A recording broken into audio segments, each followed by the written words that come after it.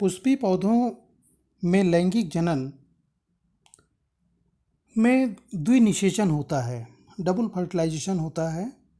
इसमें एक सत्य निषेचन होता है, दूसरा त्रिक समेकन या ट्रिपल फ्यूजन पाया जाता है।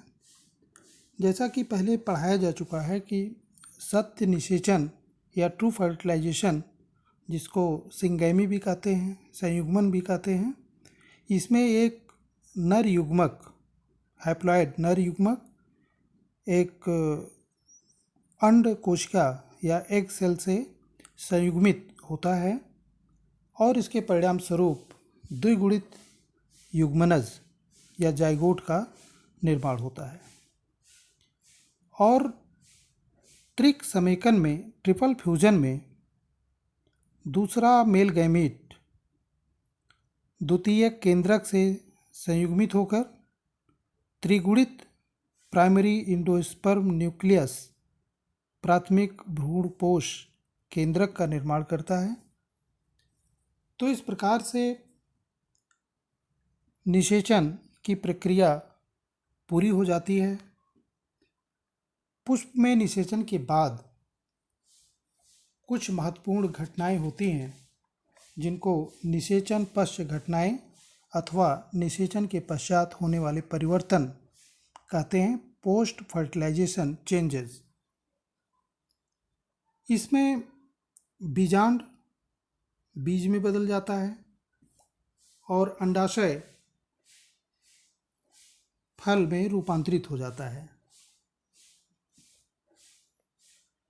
निषेचन पश्च घटनाओं में 3 महत्वपूर्ण परिवर्तन होते हैं, जिसमें भ्रूण का विकास होता है, जिसको एम्ब्रियोजेनी कहते हैं, भ्रूणपोष का विकास, डेवलपमेंट ऑफ एंडोस्पर्म, बीज व फल का निर्माण, formation of seed and fruit.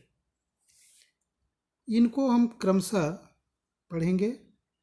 पहले भ्रूण एवं इसका विकास, एम्ब्रियो एंड इट्स डेवलपमेंट, जिसे एम्ब्रियोजेनी कहेंगे विकास को।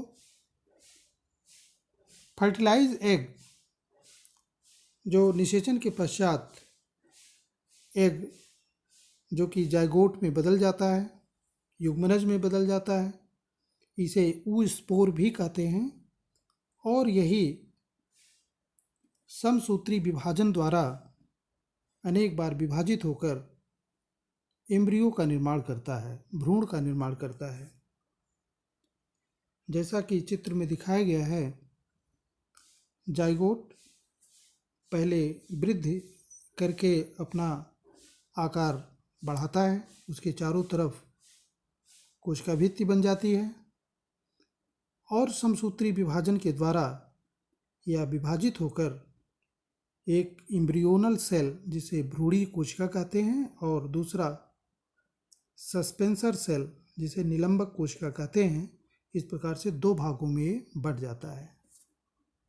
सस्पेंसर सेल और एम्ब्रियोनल सेल अनेक बार विभाजित होते हैं और यह सस्पेंसर सेल सबसे शीर्ष की ओर अपने शीर्ष पर हास्टोरियल सेल या पोटकिया कोशिका बनाती है, जो बाद में हास्टोरिया या चूषांग में रूपांतरित हो जाता है। यह चूषांग भ्रूणपोष से पोषक को अवशोषित करने का काम करता है और शेष कोशिकाएं सस्पेंसर या निलंबक होती हैं। इसकी आधारीय कोशिका, सस्पेंसर की आधारीय कोशिका हाइपोफाइसिस कहलाती है, अधःस्फीतिका कहलाती है, जो विकसित होकर मूलांकुर का शीर्ष बनाती है। और एम्ब्रियोनल सेल या भ्रूणी कोशिका अनेक बार विभाजित होकर, समसूत्री विभाजन के द्वारा विभाजित होकर भ्रूण का निर्माण करती है। भ्रूण में बीजपत्र होते हैं, रेडिकल या मूलांकुर होता है और प्लूम्यूल या प्रांकुर होता है। इस चित्र में एक परिपक्व ओव्यूल जो निषेचित होने के बाद बीज में रूपांतरित हो रहा है उसको दिखाया गया है। इसमें आप देख सकते हैं कि एक भ्रूण बन गया है इसमें, और उसके चारों तरफ एंडोस्पर्म का विकास हो गया है जो कि न्यूक्लियस सेल से घिरा हुआ है।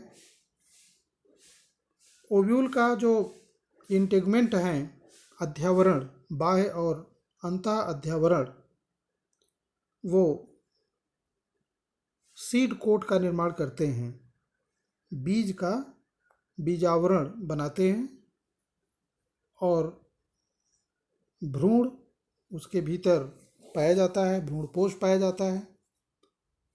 ओव्यूल का जो वृंत है, जो ओवरी से जुड़ा होता है,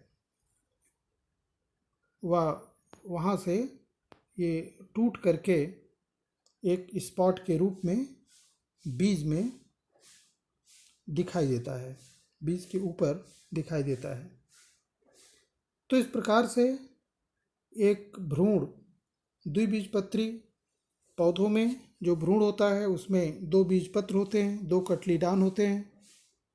कटलीडान जहाँ पर मिलते हैं आपस में, वहाँ पर प्लूम्यूल होता है, प्लूम्यूल प्रांकुर होता है, और इसके विकास से प्ररोह तंत्र विकसित होता है।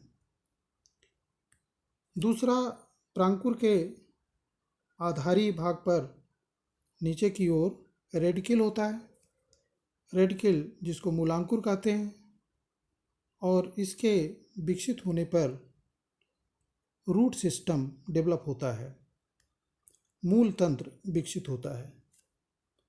सस्पेंसर और हास्टोरिया ये भ्रूण को भोजन अवशोषित करके पहुंचाने का ये काम करते हैं।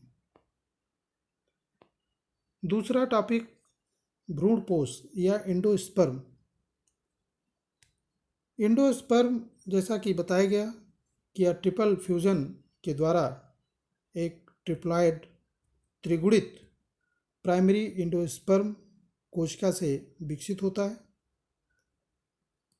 ये सभी कोशिकाएं इसकी त्रिगुणित होती हैं, और यह भ्रूणपोष मुख्य रूप से 3 प्रकार से विकसित होता है, या 3 प्रकार का होता है।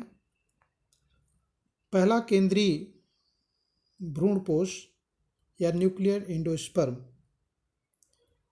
इसमें प्राइमरी एंडोस्पर्म सेल भ्रूणपोष कोशिका के भीतर केंद्रक अनेक बार विभाजित होकर बहुकेंद्र की संरचना बनाते हैं, और प्रत्येक केंद्रक के चारों तरफ बाद में सेल वॉल विकसित हो जाती है।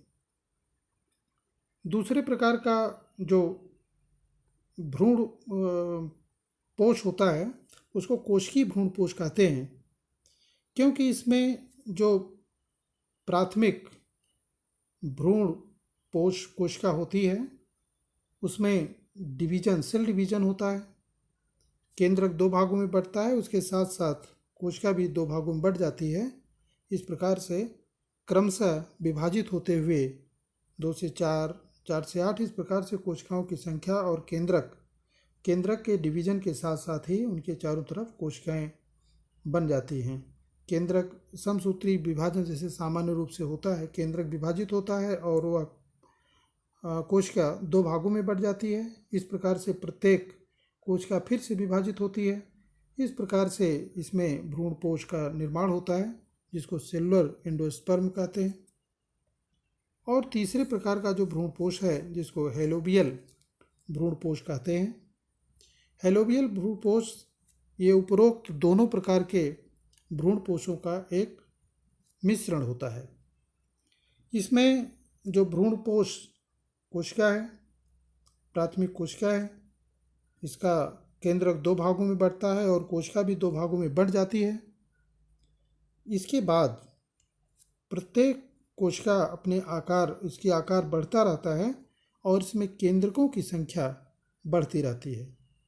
एक केंद्रक से 2 केंद्रक समसूत्री विभाजन के द्वारा विभाजित होकर 2 से 4, 4 से 8, इस प्रकार से केंद्रकों की संख्या दोनों कोशिकाओं में ये बहुत सारे केंद्रक बन जाते हैं, जिसको हेलोबियल भ्रूणपोष कहते हैं। एक और बात जानने योग्य है कि भ्रूणपोषी सीड क्या होते हैं, इंडोस्पर्मिक सीड, और अभ्रूणपोषी बीज नॉन इंडोस्पर्मिक सीड किसे कहेंगे। भ्रूणपोषी बीज का अर्थ है कि ऐसे बीज जिसमें भ्रूणपोष उसके कटलीडान से अलग स्वतंत्र होते हैं। भ्रूणपोष भोजन इकट्ठा होता है इसमें, इनकी कोशिकाओं में, जैसे धान, गेहूँ, मक्का और अरंडी। इसमें वास्तव में जो उसके कटलीडान होते हैं, बीजपत्र होते हैं, वो बहुत पतले होते हैं और उनके चारों तरफ भ्रूणपोष पाया जाता है, अलग से भ्रूणपोष पाया जाता है जो इकट्ठा हुआ भोजन होता है। इसे भ्रूणपोषी बीज कहते हैं। अभ्रूणपोषी बीज नॉन इंडोस्पर्मिक सीड वे बीज होते हैं, उन पौधों के बीज होते हैं जिनमें जो पोषक पदार्थ है, जो भोज्य पदार्थ है, वह उनके बीज पत्रों में संचित रहता है। अलग से भ्रूणपोष नहीं पाया जाता, उनके बीजों में, उनके बीज पत्रों में वो भोजन संचित रहता है, अर्थात उनके बीज पत्र मोटे होते हैं, जैसे चना, मटर, सेम, आम आदि। अगले टॉपिक में हम लोग बीज के बारे में पढ़ेंगे। बीज जैसा कि चित्र में दिखाया गया है, सीड, यह बीज बीजांड, निषेचित बीजांड का रूपांतरण होता है।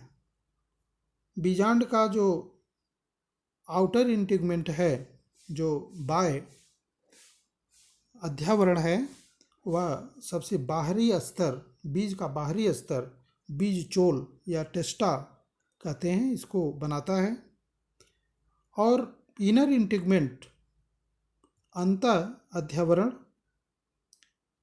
बीज चोल के भीतर एक कोमल आवरण, अंतः कवच, जिसको टेगमेन कहते हैं, इसका निर्माण करता है। इसके भीतर इंडोस्पर्म और एम्ब्रियो पाए जाते हैं। इंडोस्पर्म का विकास त्रिगुणित इंडोस्पर्म सेल के द्वारा होता है और भ्रूण का विकास जाइगोट या युग्मनज में समसूत्री विभाजन के द्वारा होता है। जैसा कि पहले बताए कि हाइलम या नाभिका एक स्पॉट के रूप में, एक चिन्ह के रूप में बीज पर पाया जाता है। चित्र ELS है, एक उसका काट है सीड का, एक बीज का। और इसके बाद फल क्या होते हैं। आवृत बीजी पौधों में फल का विकास होता है। फल का विकास ओवरी से होता है, अंडाशय से होता है। अंडाशय की जो भित्तियां हैं वो कार्प बनाती हैं, एपिकार्प बनाती हैं, मीजोकार्प और एंडोकार्प, जिससे फल भित्तियों का निर्माण होता है। और इसके फल के भीतर ये बीज पाए जाते हैं। अगर फल का विकास ओवरी से होता है, अंडाशय से होता है, तब उसे सत्य फल कहते हैं। किंतु अंडाशय के अतिरिक्त पुष्प के किसी अन्य भाग से यदि फल का विकास होता है, तब उसे असत्य फल कहते हैं। जैसे सेब में फल का विकास थैलमस से होता है, स्ट्रॉबेरी में एकिन से होता है। तो इस प्रकार से ओवरी के अतिरिक्त, अंडाशय के अतिरिक्त किसी भी पुष्प के किसी भी अन्य भाग से विकसित होने वाले फल को असत्य फल कहते हैं। पार्थेनोकार्पी या अनिषेक फलन, बिना परागण व निषेचन के फल के विकास को अनिषेक फलन कहते हैं, पार्थेनोकार्पी कहते हैं। ऐसे फल में बीज का निर्माण नहीं होता है। बिना निषेचन व परागण के, जैसे संतरा, नींबू, अंगूर, केला आदि में इस प्रकार का अनिषेक फलन पाया जाता है। बहुभ्रूणता, पॉलीइम्ब्रियोनी। पॉलीइम्ब्रियोनी बहुभ्रूणता का अर्थ है कि बीजांड में एक से अधिक भ्रूण उत्पन्न हो जाते हैं। और जो पॉलीइम्ब्रियोनी है इसके अनेक कारण हो सकते हैं। अनेक कारण से इस प्रकार की घटना होती है कि एक से अधिक भ्रूण बन जाते हैं उसमें, जैसे इसे बहुभ्रूणता कहते हैं पॉलीइम्ब्रियोनी को। जैसे एक से अधिक कुछ ऐसे भी पौधे होते हैं इनके पुष्प में एक से अधिक भ्रूण कोष पाए जाते हैं, एम्ब्रियोसाइक पाए जाते हैं। इनमें निषेचन के बाद अनेक भ्रूण बन जाते हैं। प्रत्येक भ्रूण कोष में निषेचन की प्रक्रिया होती है जिससे अनेक भ्रूण कोष विकसित हो जाते हैं, जैसे ब्रेशिका में। और इसी प्रकार से एक से अधिक परागनलिकाएं बीजांड में जाती हैं और अनेक भ्रूण का निर्माण द्विगुणित कोशिका के रूप में करती हैं। और जैसे पोवा है, एलियम है। और एक तीसरे प्रकार का जो बहुभ्रूणता होती है उसमें युग्मनज दो या अधिक भागों में विभाजित हो जाता है। प्रत्येक भाग विकसित होकर के अलग अलग भ्रूण बना लेता है, जैसे निम्फिया। और इसके बाद कुछ ऐसी भी भ्रूणता पाई जाती है